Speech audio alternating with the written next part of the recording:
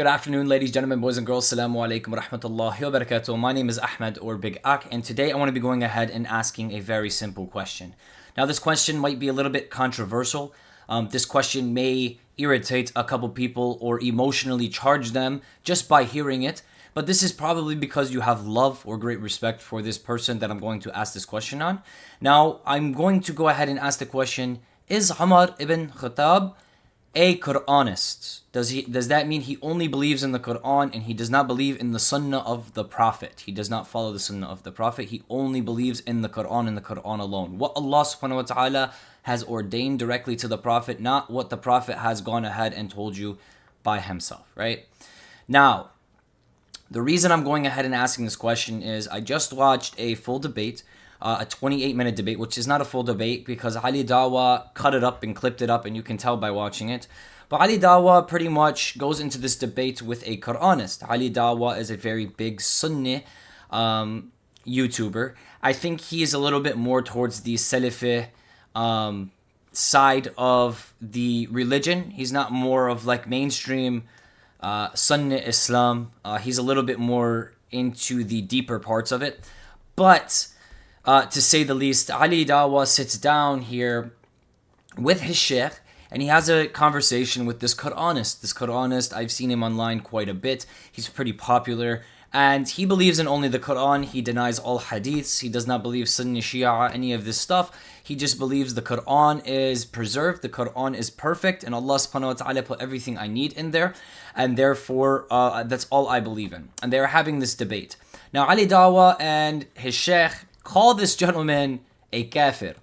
It's actually amazing to me how a Sunni Muslim, or someone who claims to be upon the truth and the preservation of Islam, right? Someone who has great respect for the companions or the family of the Prophet, right? Can sit and tell someone who says out of their mouth, the Quran is perfect. Allah subhanahu wa ta'ala preserved the Quran and gave us the Quran in its perfection. It is complete. There is nothing that needs to be added or subtracted from my holy Quran. The fact that you can call someone who makes this claim a kafir is crazy to me. Then what are you? The Sunni Muslim audience and the Shia Muslim audience, the mainstream, has always taught that the Holy Quran is preserved. The Holy Quran is the book from Allah subhanahu wa ta'ala. The words from Allah subhanahu wa ta'ala have been preserved. That is the miracle of the Quran, is its preservation, as its perfection. There is nothing that needs to be added or subtracted from it. Yes, I understand why we go into hadith, to figure out how to pray exactly like the Prophet. But who told you, did Allah subhanahu wa ta'ala tell you in the Quran that praying in that specific way is mandatory? Or are you searching for how your Prophet prayed to pray like him, right? And I understand, I would rather pray like my Prophet than to pray however I want, right? Or to try and figure it out by doing puzzles in the Quran. But it's a shame that the Muslim Ummah has come to the point where someone like Ali Dawah, who has 1.3 million subscribers, is sitting down with his sheikh that he gets his knowledge from, and they're sitting and blasting this guy and calling him a kafir. The guy who's a Quranist keeping his composure, and the Sunni Muslims who are upon the truth with a sheikh are barking like dogs. This is actually insane. And this video is what made me come up and have the question, is Umar Ibn Al-Khattab a Quranist, like this gentleman? Because when I read the comments, I see a lot of people going against Ali Dawah, but I also see a lot of people going against the Quranists and saying, if you're a Quranist, you're a kafir, or you need to believe in the Sunnah. If you don't believe in the Sunnah of the Prophet, you're not Muslim, you're not this, you're not this. So I want to go ahead and analyze the Sunnah of the Prophet and see if Umar Ibn Khattab has denied the Sunnah of the Prophet and instead put the Quran first. I want to see if any of the companions or anything in history, right? The great companions that the Sunni Muslims praise. The Sunni Muslims say, you cannot be a Quranist, you have to follow the Sunnah. I want to see if their greatest companions that they follow, that they take their scholarship from. I want to see if they have ever denied the Prophet for the Quran. Have they ever denied the Prophet's Sunnah for the Quran, right? So I'm going to go ahead, take a look, just see how they're interacting here. This is more towards the end of the video. But here, I just want to go ahead and see how they're talking real quick. And then we'll jump into the hadith that I want to go ahead and speak about. The falsehood does not come between its hand or behind it. So there's no added. How do you know where the Qibla is? How do I know the Qibla is? Because God clearly states in Surah Al-Taha, وَجْعَلُوا بُيُوتِكُمْ قُبْلَةً وَأَقِيمُوا الصَّلَاةَ. Just like how in chapter 29, well, just 1 second. Let me finish. But do you see, why does Ali Dawah ask the Quranist a question? How do you know where the Qibla is? Ali Dawah doesn't want the answer. He just wants to mock and make fun of him because he doesn't accept his answer before hearing it. So what happens is he starts answering the question. And he says, the Qibla, right, is this. And he starts quoting the Holy Quran. And he starts explaining the interpretation of the Holy Quran and what the Qibla is. These guys are jumping out of their seats, laughing. This guy's drinking water. He's barely paying attention. The sheikh is throwing his hands like, bro, why are you acting like animals? Have a civil discussion. If you're upon the truth and you're right and Allah is with you, then you should be very calm in this situation. You should be enlightening this gentleman. It's like talking to a child. You're really letting a child of ignorance let you jump out of your chair. The reason you're jumping out of your chair is because you're wrong. The reason you're jumping out of your chair is because you're not actually, you're not having this conversation to have a debate or to find knowledge. You're having this conversation to make this Quranist look like an idiot or to mock him or to make fun of him because your ego is risen. This is haram. This is truly haram. So what I want to go ahead and do now is take a look at a time where Umar Ibn Al-Khattab directly goes against the Prophet's direct order, Sunnah, directly from the Prophet's mouth. Not from a hadith that was written 1500 years ago that may or may not have an authentic narration that I decide not to follow. No, the direct order from my Prophet's mouth to Umar Ibn Khattab, and I will not say radiyallahu an after his name because of some of the situations like this. I cannot have respect for someone who disrespected my Prophet to his face. Can I have respect for a lot of the things Umar has done during the companionship of the Prophet? Yes. His actions I can have respect for, but his actions I also cannot have respect for. He is not pure, a human being. He is not infallible, and he is allowed to be examined. He is allowed to be criticized. Do not think this is like criticizing a prophet, because the Sunni Muslim audience thinks that when you talk about a companion, no one's cursing him, no one's cussing him. I'm talking about something. Is he a Quranist? Do not get emotionally charged. Do not flip your keyboards over. Do not call me a dirty guy because your emotion cannot handle an intellectual discussion. Please, ladies and gentlemen, let's open Sahih al-Bukhari 114 and read the narration. Ibn Abbas said, when the element of the Prophet became worse, he said, bring me writing paper and I will write for you a statement for which you will not go astray. But Umar said, the Prophet is seriously ill and we have got Allah's book with us, that is sufficient enough. But the companions of the Prophet differed about this, and there was a hue and cry. On the Prophet he said to them, go away and leave me alone. It is not right that you shall quarrel in front of me. So what does this hadith say, right? This hadith says that the Prophet asked his companions in the room when he was ill in his deathbed. He asked them, can I have a pen and paper to write something for you guys so you guys don't go astray, so you guys don't fight, so you guys don't go away from the religion of Islam? Umar, the great Umar Ibn Khattab, looks at my Prophet and looks at the room and says, the Prophet is seriously ill. We've got the book of Allah with us. And this is sufficient for us. Meaning whatever our Prophet has to say right now, whatever his sunnah that is going to come out of his mouth, it is unimportant because he is ill. We have the book of Allah which is sufficient enough for us. Do you guys know what the word sufficient is?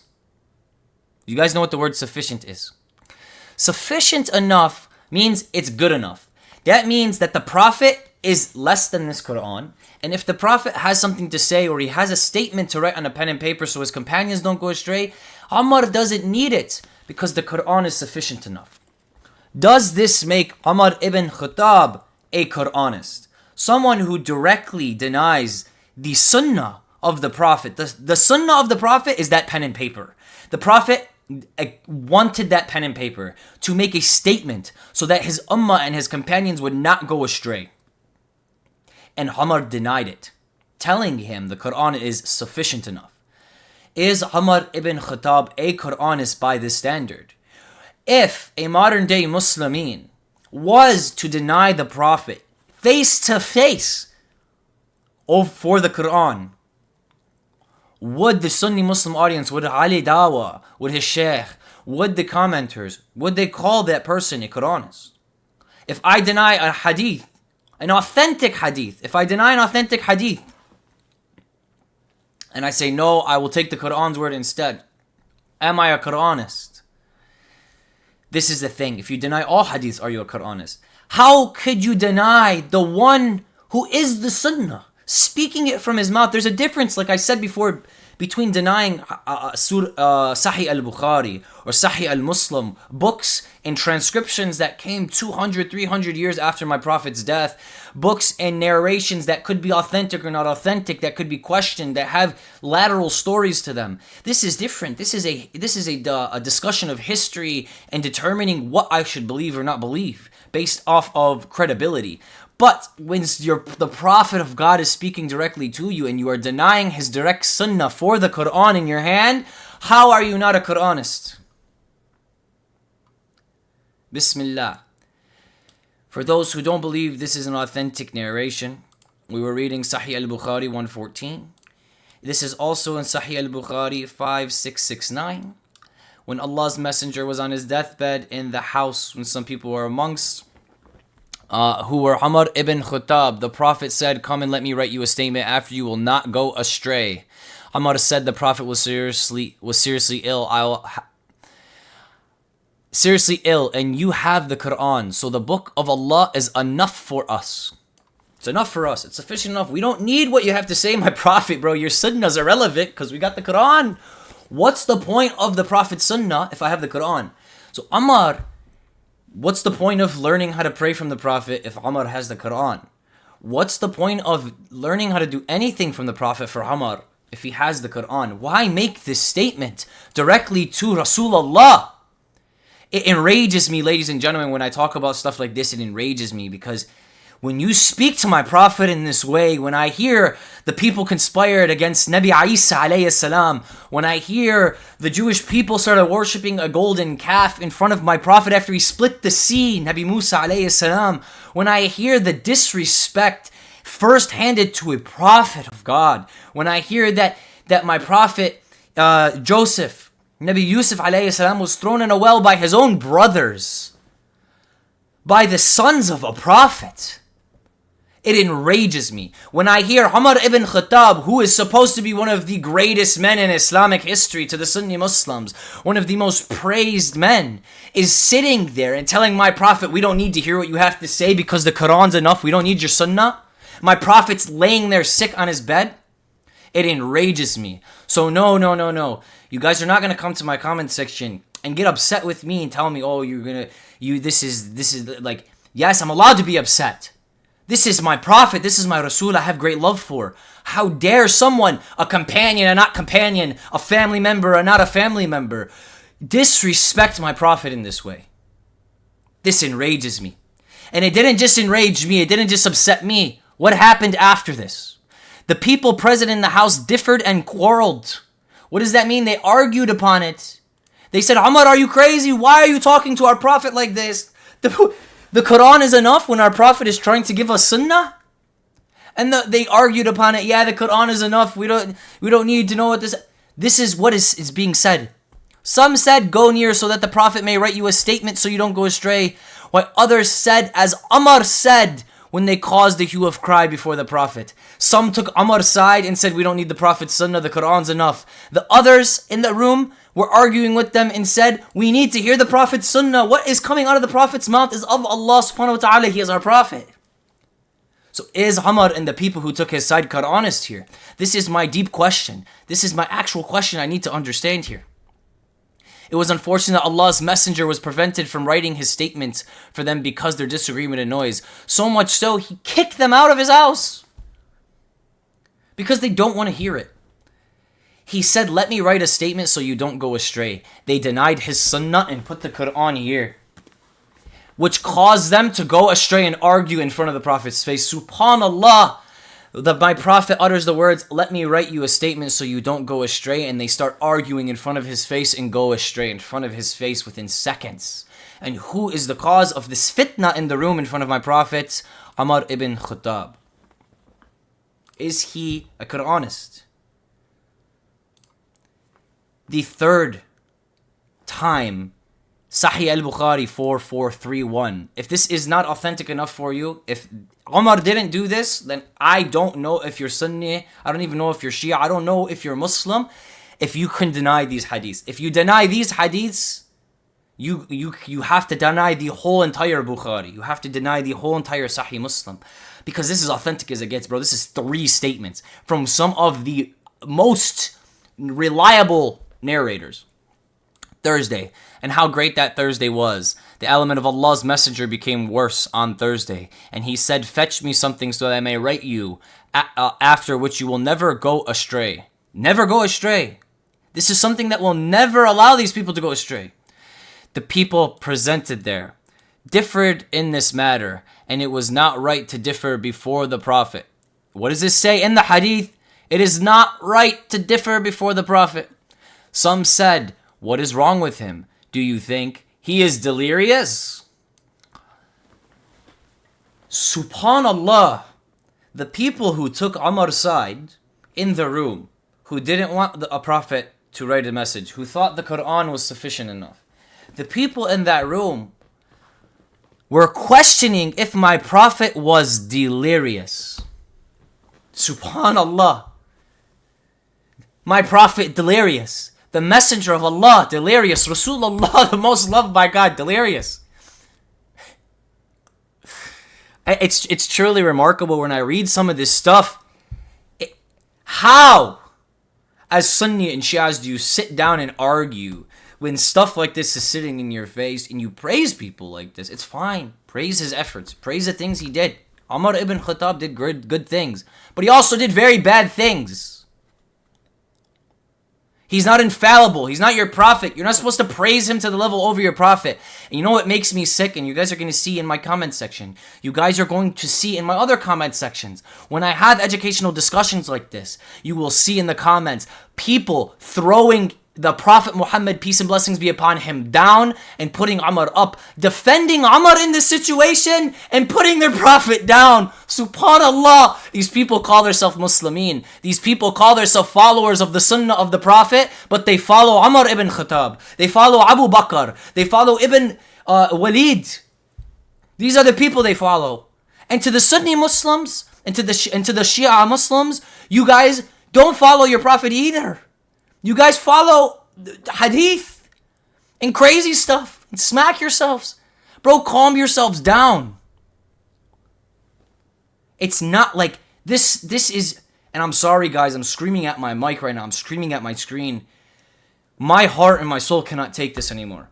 I seek and all I do is pray to my Creator every single day to guide me and guide me away from all this fitna, all this garbage, all of this egotistical war between these people, to guide me and show me the truth through things, to take away the biases between the Sunni and the Shia, to take away the biases between specific people in Islamic history so I can examine Islamic history properly from a non-biased standpoint. When I read this, I cannot believe my eyes. It irritates me. It makes me very upset. If I was in the room, I would have started arguing with them as well.